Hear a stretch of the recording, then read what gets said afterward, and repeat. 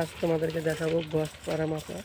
তার মানে হলো রেল যে লাইন থাকে, তো লাইনের দুপাশে বাঁ দিক এবং ডান দিক কখনো কোনো সাইড উঁচু বা নিচু এটা বোঝার জন্য গছপাড়া আমাদের মেজারমেন্ট করতে হয়। এখন কন্ট্রাক্টরের লোক সমেত আমি কাজ করাচ্ছিলাম তাদেরকে দিয়ে, এবং গছপাড়া আমার লোক দিয়ে এখন কাজ মেজারমেন্ট করছে। তো সেই ভিডিওটা তোমাদেরকে দেখাবো গছপাড়াটা।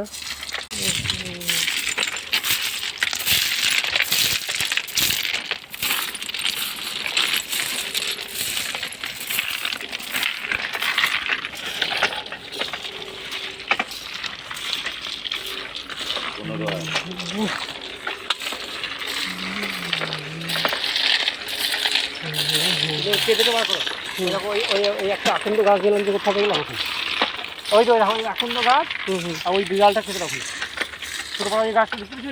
হ্যাঁ, ওই যে আকন্দ গাছ।